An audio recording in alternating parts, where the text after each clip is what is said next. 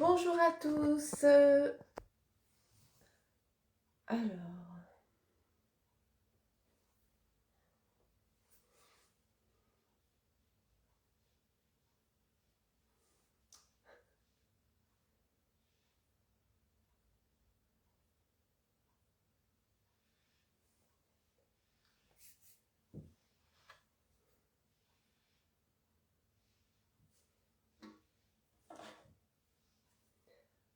bonjour. Je vois que les personnes arrivent. Ah, je suis contente. Je suis contente parce que c'est la première fois pour moi que je fais un direct. Donc, c'est une première expérience et je vous remercie de votre présence. Hop, je fais des petits coucous aux personnes présentes pour les remercier. Merci beaucoup de votre présence.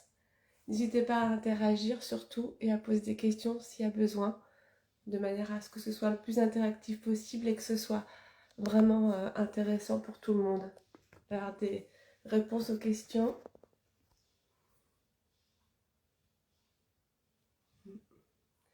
Bah écoutez, je vais commencer du coup. Je vois qu'il y a quelques personnes qui sont présentes. N'hésitez pas à interagir, voilà, à faire des petits commentaires. Ça me permettra de faire quelque chose de plus adapté possible. Je me présente, je suis Emeline, haute sensibilité, je suis sophrologue. Je fais de la musique depuis très peu. En fait, c'est la musique qui m'a permis, dans un moment où ça allait très mal, de me reconnecter à mes sensations, à mes émotions. Et aujourd'hui, ça fait partie de mon quotidien. Et c'est pour ça que depuis 2 ans maintenant, je me forme à la harpe thérapie. L'idée étant en fait de pouvoir bénéficier des bienfaits de la musique pour en fait accéder à mes émotions, à mes sensations.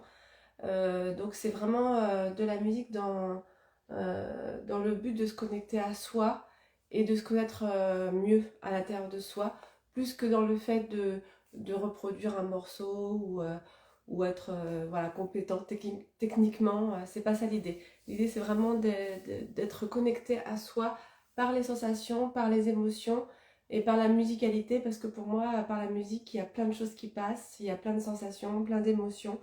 Il y a une relation affective, une relation de confiance. Et c'est ce que je voulais aussi vous présenter aujourd'hui. Je voulais vous présenter en fait du coup les travaux qui existent sur le sujet de la musique, sur les effets de la musique sur le corps, sur les sensations.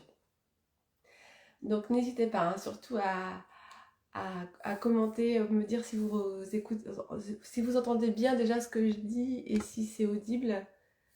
Je sais pas, du coup, vu que c'est mon premier live, je sais pas trop comment ça fonctionne. Voilà, donc du coup, je vais commencer, hein, du coup. Tout d'abord, je voulais vous présenter les travaux de Emmanuel Bigan, qui est un psychologue bourguignon, qui a réalisé un livre. Ah, merci beaucoup, merci pour les retours, super. Donc du coup, Emmanuel Bigan, c'est un psychologue bourguignon qui a réalisé un livre qui s'appelle La symphonie neuronale, et que je présente ici dans les grandes lignes, mais que je vous invite à lire si vous avez envie d'en connaître plus. Moi, je l'ai pris à la bibliothèque, hein, pas besoin forcément d'acheter, mais l'idée, c'est vraiment du coup comprendre les bienfaits de la musique sur le cerveau et à travers des expérimentations dans les écoles, et à travers des études qu'il a fait, il explique un peu tout ça. Donc là, je vais vous présenter dans les grandes lignes ce qu'il dit. Alors, du coup, déjà, il faut savoir que selon Sandra Trey Hub, c'est une psychologue canadienne qui est vraiment spécialisée dans le domaine de la musique et des effets de la musique sur le cerveau. Elle dit: le cerveau humain est à la fois configuré par des aptitudes musicales innées et façonné par des expériences musicales qui débutent in utero dans le ventre de la maman et qui se prolongent tout au long de la vie. Donc ça, c'est important à savoir. Déjà dans le ventre, on a la possibilité de percevoir donc dans le ventre de sa maman les sons et les émotions qui vont avec. Et ça démarre dès le départ. Pas besoin de facultés spécifiques. C'est quelque chose qui est inclus et intégré au sein même de l'utérus et de la vie hétéro. Donc la musique, en fait, elle stimule les acquisitions scolaires. Donc c'est-à-dire elle développe à la fois toutes les compétences cognitives, donc que ce soit réflexion, mémorisation, apprentissage. Donc ça c'est reconnu au niveau cérébral, hein. Il y a des études qui ont été faites, des expérimentations qui ont montré que la musique apportait des bienfaits pour les enfants, pour un meilleur apprentissage, pour un meilleur développement des connexions cérébrales et aussi affectif. Parce qu'on sait que l'affectif joue beaucoup aussi sur le cérébral. Un enfant qui se sent bien affectivement, qui se sent aimé, qui se sent apprécié, qui se sent confiant, va plus facilement apprendre et mémoriser. Donc ça a un effet vraiment, c'est ce qu'on appelle le cercle vertueux, c'est-à-dire que l'affect a des incidences sur l'apprentissage, mais aussi l'apprentissage a des effets sur l'affect. C'est-à-dire que si je suis contente d'apprendre, bah du coup je vais aussi être plus confiante en moi. C'est un effet en fait positif qui va se répercuter sur le corps et qui va faire qu'on va développer des capacités sensorielles plus fortes. Et c'est d'autant plus vrai chez les personnes hautement sensibles qui ont déjà des capacités sensorielles plus développées que la moyenne. Donc il y a aussi la motricité de l'enfant aussi. Tout ce qui est motricité, donc là j'ai pris ma harpe avec moi. Vous n'êtes pas sans savoir que pour jouer de la musique ou n'importe quoi d'ailleurs d'autre comme apprentissage, c'est intéressant d'avoir une belle motricité, d'avoir un bon toucher, d'avoir une belle posture. Et ça, en musique, c'est très important. La posture, la respiration, la manière dont on va aborder la note, le toucher, va faire que le son va être plus agréable ou pas à l'oreille. Et ça, c'est seulement quand on aborde cet aspect-là des choses, l'aspect de posture, de respiration et de bien-être, qu'on en comprend les effets. C'est-à-dire que quelqu'un qui va jouer par exemple du violon et qui va être crispé, le son qui va sortir va, même si c'est quelqu'un de très doué, le son qui va en sortir va pas être aussi beau. Et ce qui compte en musique, c'est vraiment l'effet que ça produit sur la personne. À la limite, même si le geste est très technique et très bien réalisé, ce qui compte, c'est l'émotion qu'on y met, c'est l'intention qu'on y met et la posture aussi va jouer beaucoup sur la sonorité. Et ça, c'est très important de le savoir. Merci pour vos réactions, c'est super sympa. Donc du coup, voilà. Alors donc, ça augmente la connectivité des synapses. Hein, vous savez, les synapses, c'est ce qui est dans le cerveau, c'est ce qui permet d'interagir, les petites cellules interagissent les unes avec les autres. Et ça permet surtout la distanciation avec les émotions trop fortes. Souvent, quand on est hypersensible, hautement sensible, hein, parce que hypersensible, c'est une connotation un peu négative, alors que hautement sensible, on en voit plus les bienfaits. Quelqu'un qui est hautement sensible va développer des capacités sensorielles plus fortes, soit ça c'est vrai, mais elle va aussi avoir tendance à être perfectionniste, à se stresser plus facilement, à être des fois anxieuse parce que tellement envie de bien faire que du coup elle va perdre ses moyens. Et c'est là que la musique peut permettre à la personne hypersensible, hautement sensible, de prendre de la distance face aux événements, d'être plus en retrait par rapport aux émotions qui peuvent prendre toute la place et du coup avoir une meilleure conscience de ses sens et aussi développer davantage de capacités. Alors, on a donc Emmanuel Bigan explique très bien tout ce qui est phonologie, donc les sons, tout ce qui est lecture, syntaxe, mélodie, donc on va reproduire plus facilement les sons, les mélodies, les règles grammaticales pour le langage parlé, donc ça peut aider aussi les enfants qui sont dyslexiques, les enfants qui ont des difficultés aussi à s'exprimer du point de vue langage, par la timidité, mais aussi des fois on a le bégaiement, voilà, toutes ces toutes ces blocages qui peuvent faire que le langage parlé est difficile pour certains enfants.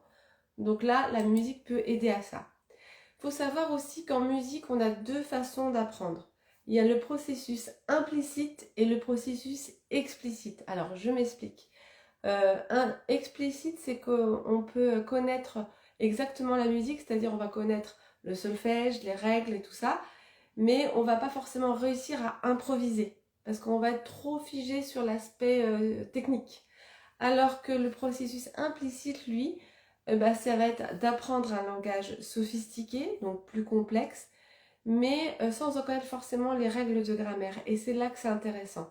Moi, c'est ce que j'ai appris à faire depuis quelques années, c'est apprendre à improviser à la harpe, apprendre à émettre des sons uniquement par l'écoute et pas forcément par la lecture de solfège.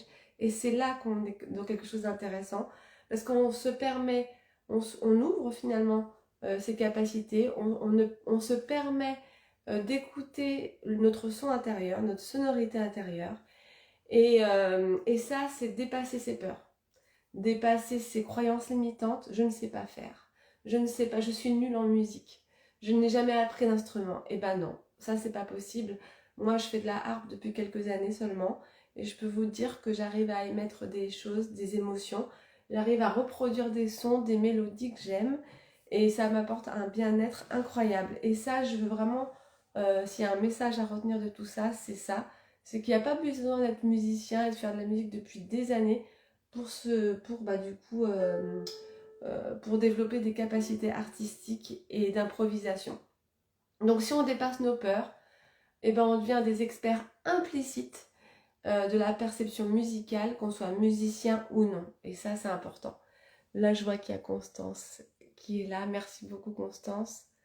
Je te fais un petit coucou. Merci d'être présente. Du coup, voilà. Bon, bah, on n'est pas très nombreux, mais bon, je continue quand même parce que c'est important que pour les personnes présentes, je sois présente également. C'est important, dans le respect des personnes présentes, de continuer ma petite présentation. Donc, du coup, là, maintenant, ce que je propose... Ah, encore, super, génial. Merci vraiment d'être présente. C'est sympa vraiment d'être là.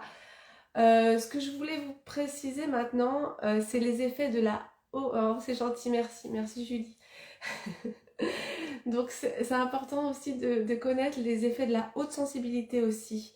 En quoi le fait d'être hautement sensible peut développer des atouts, et en quoi aussi la sophrologie et la musique peuvent permettre d'exceller en fait, et peuvent permettre de développer les atouts qu'on a de façon inconsciente, innée en fait. Donc il faut savoir que effectivement la personne hautement sensible, elle va développer des sens particuliers, comme l'écoute, comme aussi tout ce qui est touché, comme tout ce qui est perception subtile. Et ça, grâce à la sophrologie, on va accéder plus facilement à tout cela. Et la musique associée à ça, ça va permettre de décupler ces sensations. Donc là, je vois qu'il y a des petites questions, donc je vais y répondre.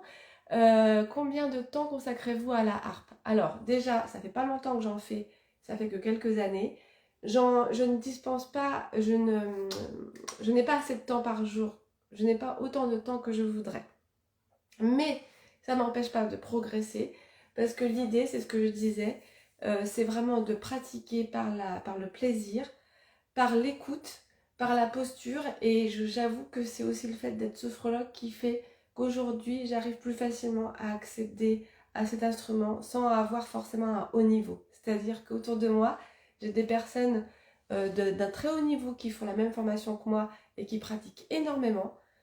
Moi, je ne pratique pas autant que je voudrais parce que ce n'est pas ma seule activité. Mais par contre, je m'autorise en fait à développer quelque chose, même si je ne suis pas experte. En fait, c'est ça. C'est ça le grand secret, c'est de réussir à développer des facultés. Mais ça peut être dans tout, hein, dans le sport, dans tout ce qui nous plaît, dans tout ce qui est créativité, artistique. C'est réussir à s'autoriser finalement à consacrer le temps qu'on peut, avec le temps qu'on a, On n'est pas parfait, on fait ce qu'on peut. Et c'est réussir à le faire dans le plaisir et dans aussi l'écoute de soi. Voilà, donc c'est un peu ça mon message aujourd'hui. C'est apprendre à créer, innover, improviser par l'écoute de soi. Et c'est là que la sophrologie apporte vraiment un plus. Alors, pour vous expliquer en fait la sophrologie, en quoi elle m'aide. Eh ben, elle m'aide par les techniques de posture, de respiration. Donc déjà, l'ouverture, le fait d'avoir accès à ma respiration, le fait d'être connecté à qui je suis, avoir conscience finalement que mes sens me permettent d'avoir une meilleure écoute de moi-même, de mes perceptions. Et que même si des fois, quand on est hautement sensible, on peut penser que du coup, on est tellement sensible que ça va nous brimer, nous interrompre dans ce qu'on fait parce on va penser, des fois, à tort d'ailleurs, que le fait d'être trop sensible, du coup, les bruits sont trop forts, on reçoit les émotions de façon tellement intense que du coup, on se sent des fois envahi et on se dit, non, c'est pas pour moi. C'est réussir à se dire ça, c'est réussir à se dire, non, ça c'est des croyances limitantes, j'ai des perceptions, j'ai des qualités, je perçois des choses subtiles et c'est réussir finalement à s'autoriser ça, à s'autoriser à accueillir ça. Et ça, il n'y a que j'ai envie de dire, en pratiquant tous les jours un petit peu, par la respiration, par la méditation et aussi par la pratique. Si vous avez l'occasion de pratiquer un instrument, n'hésitez pas à le faire et à vous autoriser à n'importe quel âge. Moi, j'ai commencé à 40 ans et tout est possible. Voilà, c'est un peu mon message que j'ai envie de communiquer aujourd'hui. Donc, si vous avez d'autres questions, n'hésitez pas. Voilà. Donc, c'est assez court. Là, ça fait à peu près 20 minutes que j'ai commencé mon petit live en direct. Merci les filles d'être présentes. Si vous avez des questions, les filles, je pense que c'était que des filles qui sont là. N'hésitez pas encore à formuler vos questions et j'essaierai d'y répondre. Ah oui, tiens, je vais en profiter pour aussi partager d'autres documentations. Donc là, j'ai un livre qui est super de François-Marie Dru qui s'appelle Tout est vibration et qui est génial parce qu'il permet d'accéder justement aux notions de vibration énergétique, donc pas uniquement sonore, et de voir en fait tous les pouvoirs du son, ce que ça peut engendrer sur le corps. Et notamment, il y a une introduction de Camille, la chanteuse Camille, je pense que vous la connaissez, qui est vraiment particulièrement touchante, dans laquelle elle dit « Oui, l'univers n'attend qu'une chose, c'est de jouer avec nous. Et lorsque nous serons lassés par nos jeux de pouvoir, et oui, parce que je trouve que c'est vrai, l'homme est beaucoup dans un jeu de pouvoir, nos drogues douces, ou dures d'ailleurs, notre acharnement sur la matière, et notre peur maladive de la mort, lorsque on aura assez de tout ça, quand nous aurons embrassé à nouveau l'intuition d'Einstein et la pensée des grands chamans de notre temps, et quand nous serons enfin rendus à l'évidence, alors nous rejoindrons l'univers pour célébrer avec lui la symphonie des sphères. » Et là, je trouve que cette introduction est super. Combien de fois par semaine je pratique la sophrologie? J'ai envie de dire tous les jours, c'est mon quotidien. La sophrologie, c'est quoi? C'est des exercices de respiration, donc de posture, pour l'ouverture, les épaules, très important. Libération des tensions par les épaules, ça c'est une base. C'est la posture, c'est être présent à moi-même tous les jours, dans mon quotidien. Faire des petits exercices pour être vraiment relié à moi, à ce que je ressens, à qui je suis à l'intérieur de moi-même. C'est ça. Donc c'est 5-10 minutes, un quart d'heure, tous les jours. Et c'est aussi une philosophie de vie. C'est-à-dire, c'est tous les jours se dire, voilà, dans ce que je fais, j'y mets tout ce que je suis et je suis vraiment présente à moi-même, présente à qui je suis et je m'autorise en fait à être au quotidien dans mes relations de tous les jours et tout, je n'ai pas peur d'être moi. C'est ça pour moi la sophrologie en fait. C'est des exercices de respiration, c'est des techniques de libération des tensions qu'elle soit physique ou mentale, c'est de la pratique et c'est s'autoriser à. Donc par la pratique quotidienne de ce qu'on fait au jour le jour. Donc vous pouvez très bien, par ce que vous faites dans votre quotidien, si par exemple vous avez l'intention de vous lancer dans quelque chose de nouveau, on est en janvier 2025, donc vous pouvez très bien vous dire, ah cette année j'ai décidé de faire ça, d'explorer cette piste-là, et c'est s'autoriser à, et c'est surtout persévérer. Ne pas lâcher au moindre frein, et c'est s'autoriser à sortir de ses limites et continuer et y croire en fait, c'est en fait ça. Donc merci pour toutes ces questions. Est-ce qu'il y a d'autres interactions? N'hésitez pas. Pendant ce temps-là, je vais vous parler d'un autre livre qui est génial, qui a changé ma vie quand j'étais malade. Donc c'est Dr Joe Dispenza, qui est une personne incroyablement ressourçante, qui a fait donc un livre sur le cerveau et sur les effets du cerveau sur comment dire, sur les capacités à devenir conscient et super conscient. Beaucoup, pour vrai, je voyais des séances assez longues alors qu'il y a des petits... oui, tout à fait. En fait, exactement, la sophrologie, il existe des séances en groupe. Moi, je fais des séances en groupe avec des collectifs d'1 heure. Donc ça, c'est vraiment dans l'idéal. Bien sûr, si on peut se permettre ça, c'est génial. Mais c'est aussi juste, pourquoi pas faire des petites réalisations 5 jours par 6, 5 minutes par ci, 5 minutes par là, et essayer voilà, au quotidien, essayer de faire. C'est le plus important, j'ai envie de dire. La pratique régulière, c'est plus important que à la limite faire 1 heure tous les jours. Si c'est tenir que 3 jours, c'est pas, ça n'a pas d'objectif en fait, ça n'a pas de sens. Ce qu'il faut, c'est vraiment la régularité. Voilà. Donc je disais que le livre là, c'est Dr Joe Dispenza, c'est un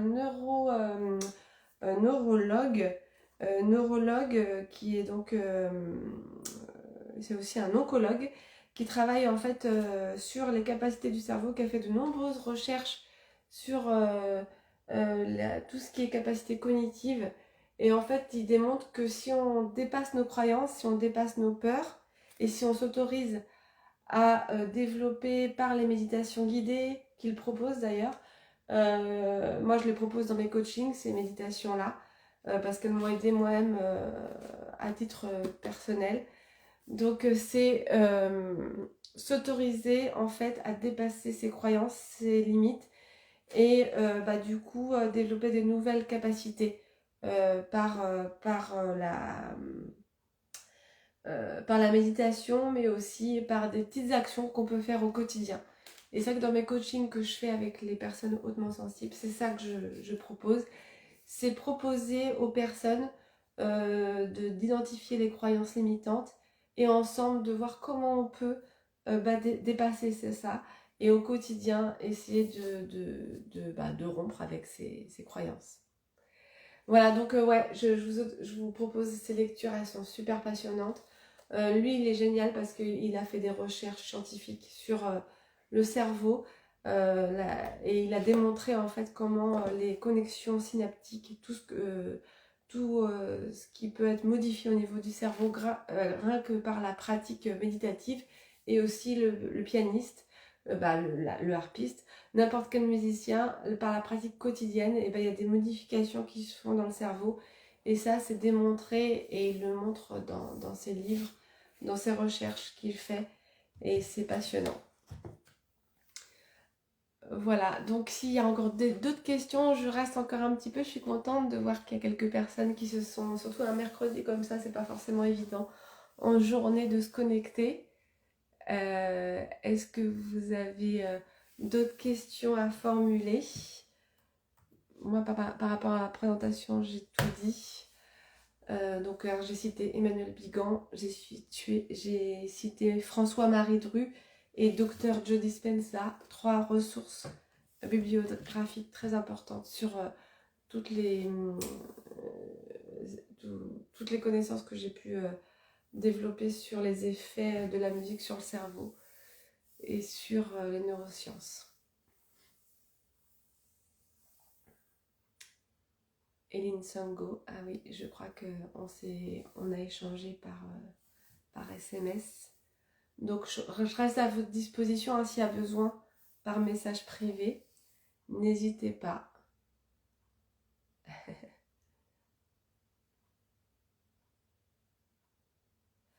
Alors, un effet sur nous en sophrologie, en fait, j'ai envie de dire, ça c'est une bonne question. C'est propre à chacun. En fait, ça dépend. Il y a tellement. Le cerveau est complexe en fait. Et surtout quand on est hautement sensible, on a tendance vraiment à s'auto-saboter soi-même. Donc, plus vite. Et ça, c'est vrai que les personnes que j'accompagne, j'essaie vraiment très rapidement de leur expliquer ça. C'est que si effectivement au départ il y a des freins qui vous limitent et qui vous empêchent, et ben vous pouvez tout seul en fait vous auto-saboter et faire en sorte que du coup il n'y aura pas d'effet. Moi je préfère le dire franchement, hein, il n'y a pas de magie en fait. Donc du coup, si vous décidez que c'est possible et que vous ouvrez la porte, même si la porte est un tout petit peu ouverte, et ben là ça va permettre de plus facilement du coup axer ouvrir les possibles, le champ des possibles. Et à partir de là, la pratique va commencer à devenir intéressante. Parce qu'en en fait, au niveau du cerveau, il se passe des choses, il y a des connexions qui se mettent en place. Et c'est que par la pratique quotidienne et pour pouvoir pratiquer de façon régulière, et ben, il faut être convaincu. Et si on n'est pas convaincu, et ben, on va lâcher. Au bout de 3 jours, 4 jours, on va arrêter. Donc moi, la musique thérapeutique, si je m'y suis, si je continue et même si je peux pas y passer le temps que je voudrais, et si aujourd'hui je persévère, c'est parce que j'y crois et c'est parce que aussi je vois à quel point au quotidien j'ai réussi à comment dire à développer des capacités d'improvisation et aussi d'écoute et de restitution de musique que j'aime bien. J'arrive à les reproduire et c'est ça en fait qui fait que je suis convaincue. C'est le fait de voir que par la pratique, même si j'en fais pas tant que je voudrais, bah je vois bien que je développe des nouvelles compétences. Et c'est la confiance en soi en fait qui se met en place et qui fait que du coup, on va persévérer et on va continuer. Donc, la sophrologie, c'est ça en fait. La sophrologie, on peut l'adapter à plein de domaines. Il n'y a pas que la musique, il y a le sport, il y a la créativité, il y a le dessin, il y a tout ça. Oh, bah il y a Marie-Agnès, super. Hop. Que de vous avoir apporté quelques réponses. Si vous avez encore quelques questions, vu que vous êtes là présente, bien évidemment, avec grand plaisir, je peux vous répondre. Je peux rester encore un petit peu pour les questions. N'hésitez pas. Bonjour, bonjour Marie-Agnès. Donc j'expliquais en fait, voilà, j'ai expliqué les effets bénéfiques de la musique sur le cerveau. J'ai j'ai présenté donc différents livres, différents auteurs. N'hésitez pas, si vous avez encore des questions, à les partager. J'en profite, hein, Julie. Je sais pas si tu viendras bientôt à Paris. J'ai toujours ton bracelet que j'ai réalisé pour toi. Je te l'amènerai. J'espère que tu me montreras une image de toi pour que je puisse te reconnaître. Voilà. Voilà, Marie-Agnès, sinon je crois qu'elle te connaît, peut-être qu'elle pourra me présenter à toi. Voilà.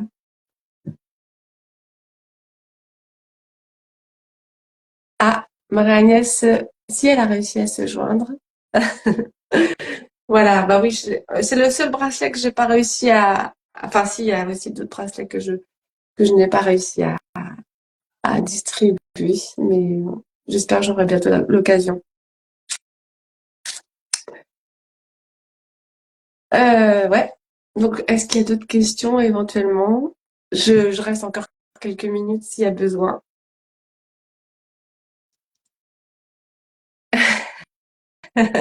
Oui, bah, je crois qu'on va être présente là aussi. Si tu as une place, bah, moi, j'aimerais bien aussi en avoir une et dans ces cas-là, on se retrouvera à l'occasion.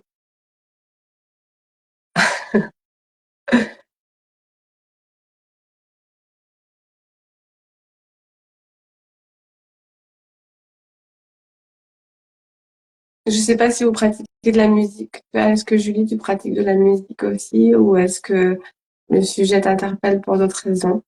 Mais c'est vrai que les effets de la musique, c'est énorme.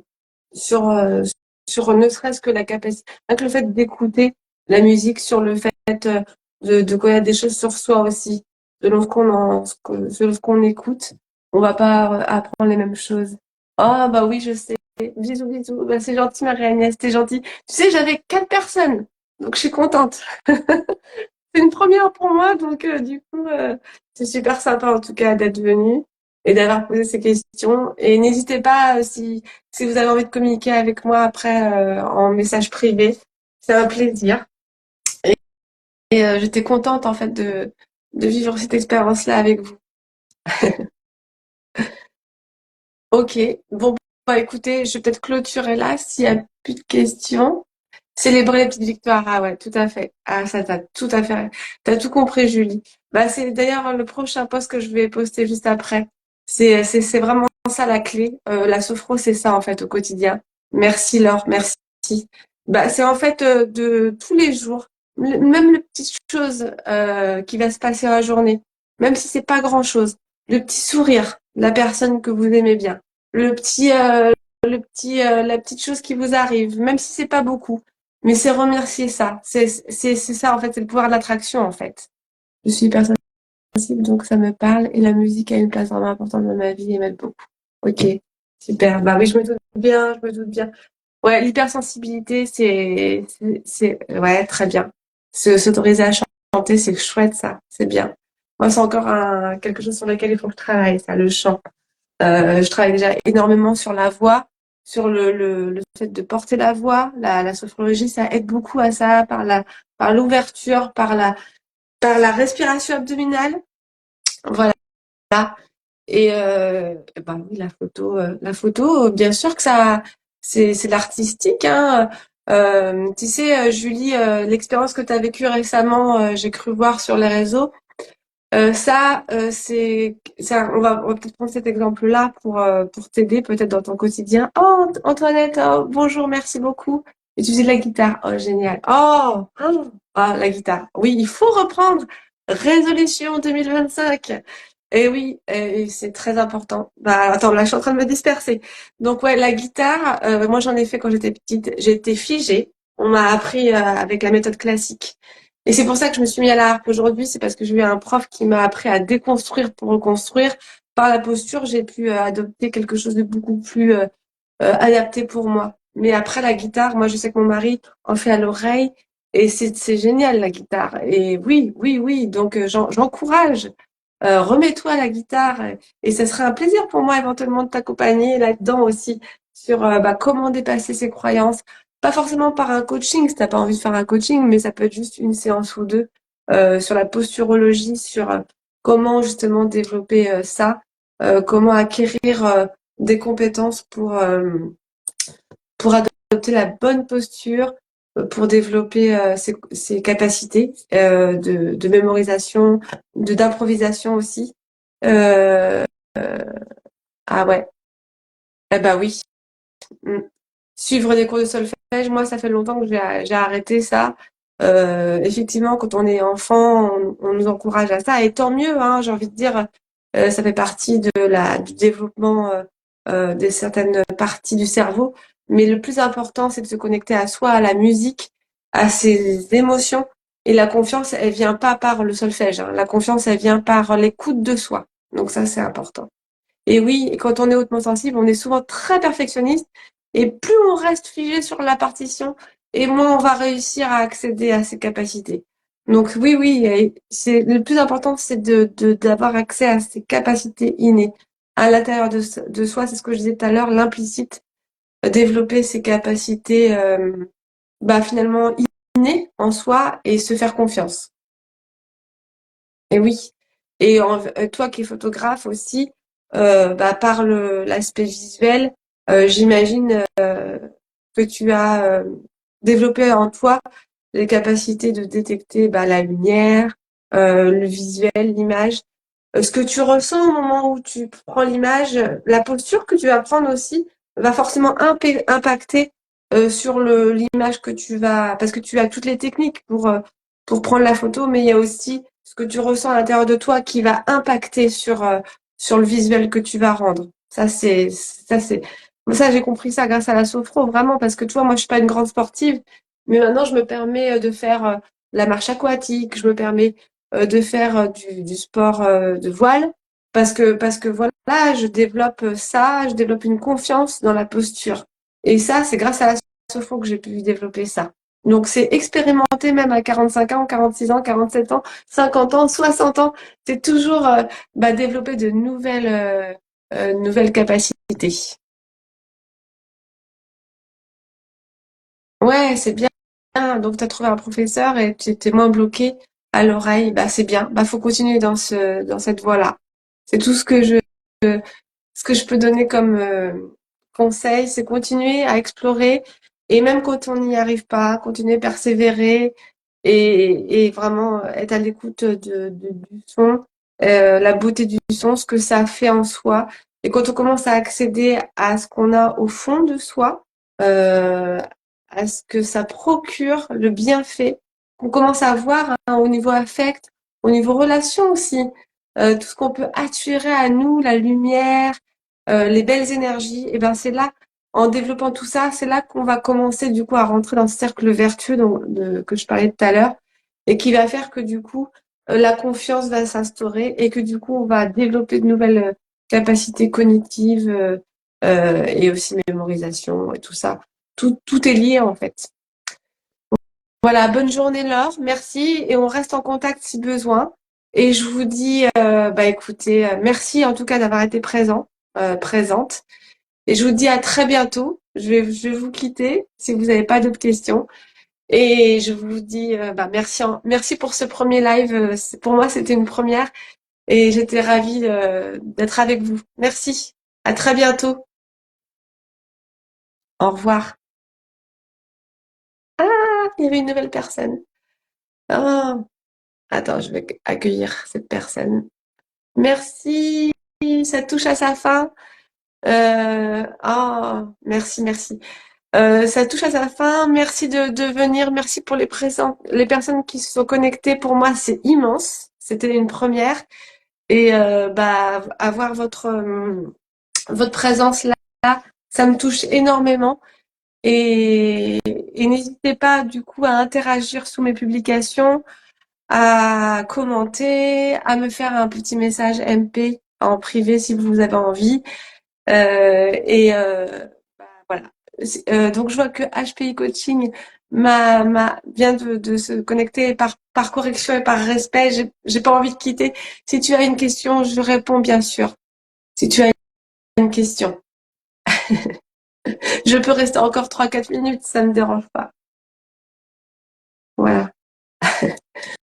Une question par rapport à la sophro, par rapport à la musique, par rapport aux effets bénéfiques de la musique, la posture, la respiration. Si tu voulais que je vous donne une petite technique de sophro, je suis encore là un petit peu, quelque temps.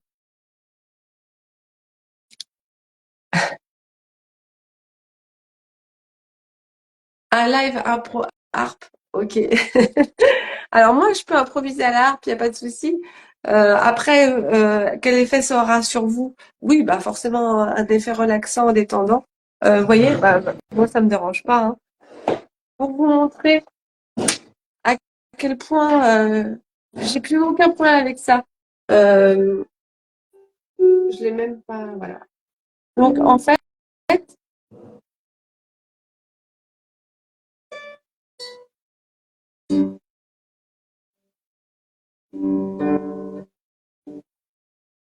juste un peu mal accordé, c'est juste ça le problème.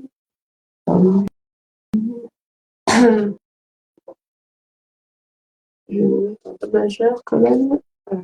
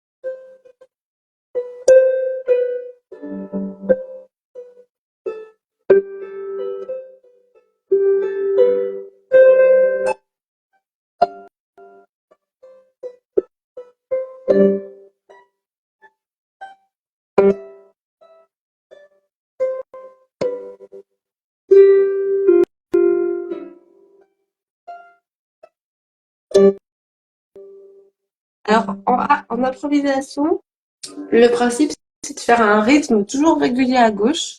Donc, garder ce rythme régulier. C'est ça le principe. Voilà. Et c'est ça qui est passionnant avec cet instrument. Et à droite, on improvise. C'est-à-dire que on va laisser les notes euh, couler. Donc, soit on va monter, descendre. Et l'idée, c'est d'avoir une connexion avec l'instrument. C'est ça qui est génial avec l'art, que je n'avais pas avec la guitare. C'est que la caisse de résonance ici, le son sort d'ici, sort de la caisse de résonance. Ah, mince, que je la casse pas. Sort de la caisse de la résonance. Et c'est là qu'il y a une vibration qui se fait. Il y a quelque chose d'énergétique, en fait. Moi, je suis très sensible aux énergies. Je vous l'ai peut-être pas dit, mais j'ai été électrosensible à une période. Sensible aux ondes électromagnétiques. Je ressentais les ondes des portables. J'ai une période très très difficile où j'ai vécu la douleur pendant cette période. Et grâce à cette expérience, j'ai appris que en fait, j'avais en fait cette capacité à recevoir les ondes négatives parce que je l'associe à quelque chose de négatif à ce moment-là et les ondes positives. Et la harpe pour moi aujourd'hui, elle m'apporte des effets positifs. Oui, c'était un enfer. Un enfer. J'ai vécu le cauchemar. Et à ce moment-là, j'avais un mari incroyable qui m'a beaucoup soutenue, qui m'a beaucoup aidée parce que, parce que je recevais les ondes, les SMS, je les recevais avant qu'ils arrivent. J'avais des malaises, des vertiges, je tombais dans la rue, mais vraiment à un point extrême. Et aujourd'hui, grâce à l'art, j'ai compris que, en fait, c'est quand j'ai commencé à aller mieux, en fait, j'ai découvert un prof de harpe incroyable qui m'a fait connaître l'instrument. Et là, j'ai compris que la vibration du son va avoir des effets sur le corps, au niveau relaxation, au niveau posture. Et aussi, ce qui est génial, c'est qu'avec l'art, j'arrive à reprendre de tout. Je reprends du Depeche Mode, je reprends du Amy Simon, je reprends du Celtic, je reprends, voilà, tout.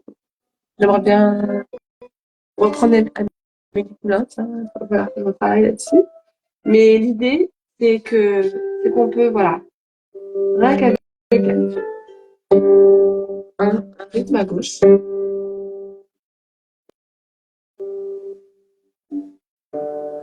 toujours le même.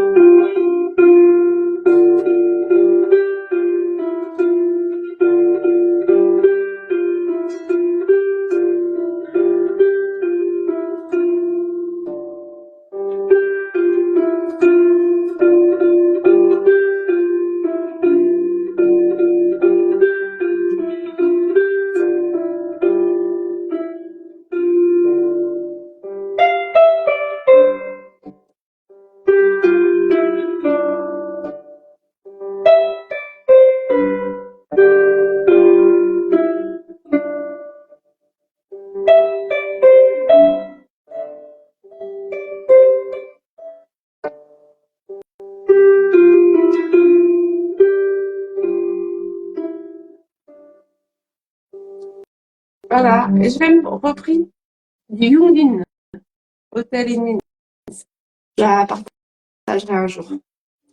J'ai eu beaucoup de mal parce que c'est dur de reprendre du rap à la, à la harpe, du close rap à la harpe. Mais j'aime bien expérimenter de nouvelles choses. Voilà. Bon, bah écoutez, j'espère. Ah, je vois qu'il y a Yves, voilà, qui est arrivé. Merci. Bah voilà, vous voyez. Ah, qui c'est? Il y a Julien. J'ai vu Julien. J'ai vu Julien. Super Julien. Ah, Julien, pourquoi Julien? Je sais pas. Il y a... voilà, je voulais. Ah oui, Julien, par rapport à ce que j'ai dit tout à l'heure. Ok, oui, c'est vrai. Ah oui, oui. Oui, effectivement. Parce que Julien, il m'a beaucoup soutenu. Bah, c'est vrai qu'on voit qu'on a un mari génial dans ces moments-là, dans les moments où c'est dur. Ok, bah écoutez, là, je pense que j'ai j'ai pu expérimenter jusqu'au bout avec vous la pratique. J'avais pas du tout prévu. Je sais pas ce que ça a rendu au niveau du son, mais je vous remercie en tout cas énormément pour votre bienveillance, pour votre participation, pour être resté jusqu'au bout. Et puis, bah, je vous dis cette fois-ci à bientôt. Et puis voilà. Si vous n'avez pas d'autres questions, je vous laisse. À très bientôt. Au revoir et merci. Merci beaucoup. Merci, merci beaucoup. Merci.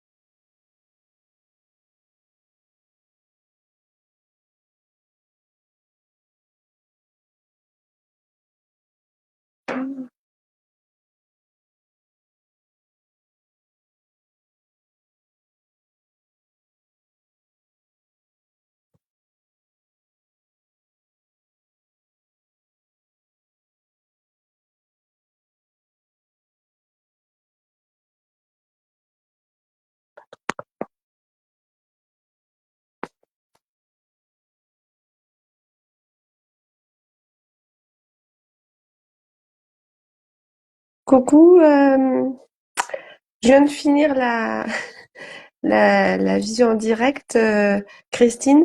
Je vois que tu es connectée. Du coup, par contre, je sais pas comment faire maintenant. J'ai peur de fermer parce qu'il me propose pas d'enregistrer. Donc voilà, je sais pas comment faire. Est-ce que je ferme?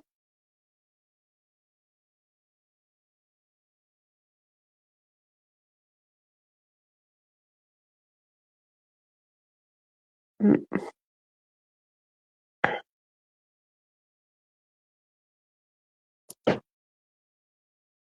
Il faut que je fasse la croix, c'est ça? D'accord, je coupe avec la croix. Ok, bah merci beaucoup. Je vais couper avec la croix, puis après je te transmets. Merci, ça s'est bien passé. Il n'y avait pas grand monde, il y avait 4 personnes, mais c'était super. Merci beaucoup. Merci.